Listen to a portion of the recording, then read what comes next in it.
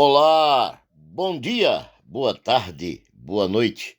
Depende do horário em que você está me ouvindo. Eu sou o pastor Gesiel Guzmão e prossigo com a leitura do livro Dieta Espiritual. Estamos quase acabando.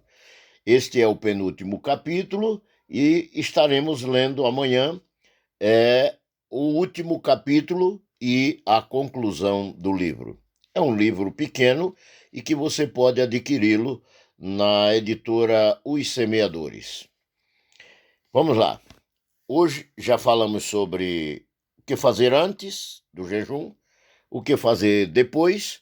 Já estudamos sobre o jejum à luz da Bíblia, os tipos de jejum e formas de jejum.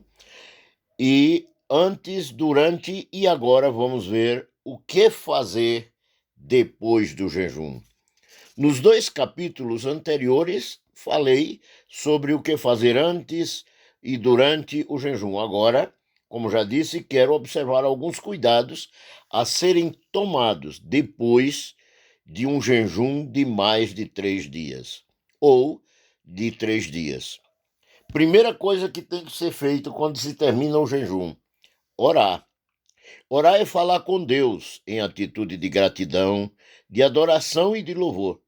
Portanto, em todo e qualquer tipo de jejum, deve-se dedicar a Deus um período de oração para agradecer-lhe pelo fortalecimento, pelas respostas às orações e pedir a proteção divina contra os possíveis ataques do adversário das nossas almas após o jejum.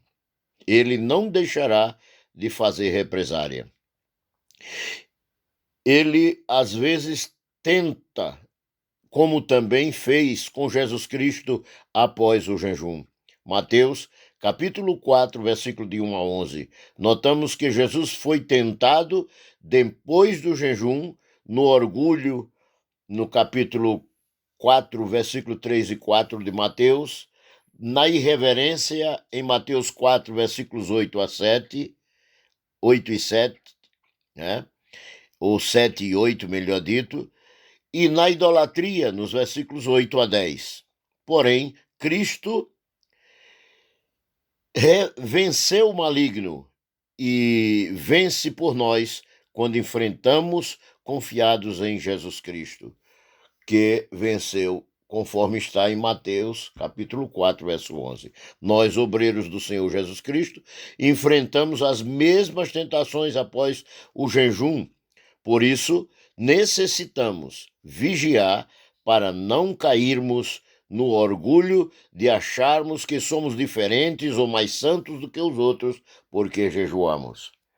Na idolatria, de acharmos que Deus só fala através de nós, ou achar que nossas opiniões são superiores às da Bíblia, a ponto de afirmar determinadas visões como sendo superiores à revelação sagrada na Bíblia Sagrada. Segundo lugar, manter uma fé viva no Senhor. Às vezes, durante o jejum, Deus nos revela os seus mistérios ou os seus planos para a nossa vida.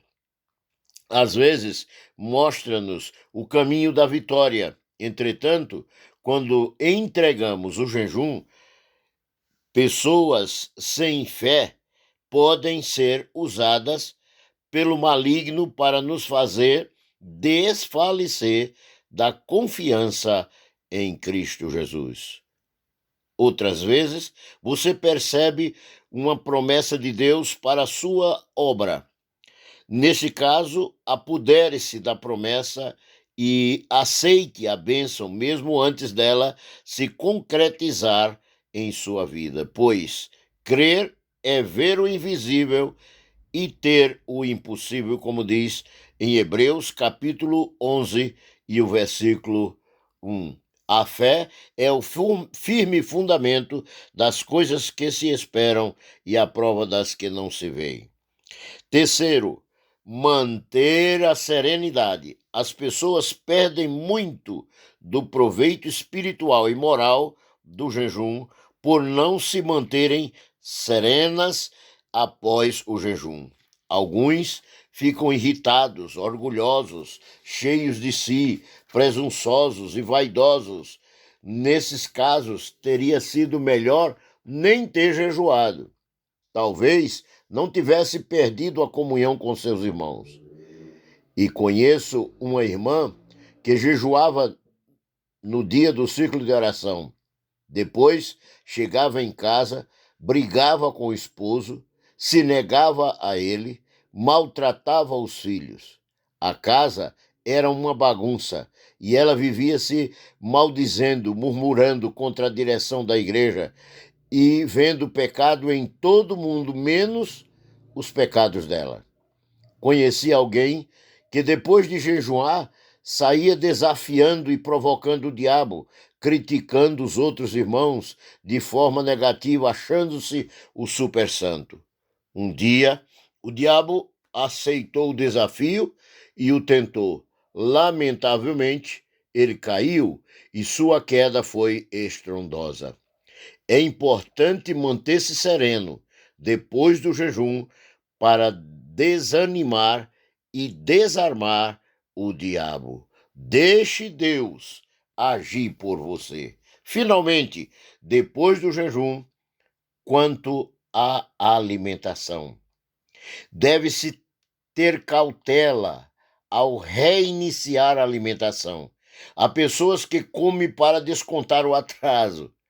Após alguns dias ou horas de jejum, comem feito elefante ou fera faminta. Certa vez, participei de um jejum para pastores e obreiros no Equador durante 3 dias, em prol de uma cruzada evangelística que seria realizada na cidade de Guayaquil. Ao terminar o jejum, serviram um suco de frutas e verduras. Um dos presentes, não atentando às orientações para a readaptação do organismo ao hábito alimentar, tomou 10 copos de suco, 5 bananas assadas na banha com carne de porco. No outro dia, amanheceu hospitalizado. Isso, além de ser um pecado de glutonaria, é um escândalo e destrói todo o sacrifício feito. Mesmo que o jejum tenha sido feito de meio-dia, ou seja, 12 horas, é bom reiniciar a alimentação tomando um copo de suco de frutas naturais, porém, evite frutas cítricas. O suco natural e nada de refrigerante nem refrescos químicos, aqueles que vêm no envelope em um pozinho para diluí-lo em água. A continuação, no último capítulo, capítulo 7, amanhã daremos o resumo dos alimentos que podem ser ingeridos para a recuperação seja feita. Para que a recuperação seja feita e haja proveito também físico do jejum, em nome de Jesus. Até amanhã, porque Deus quer.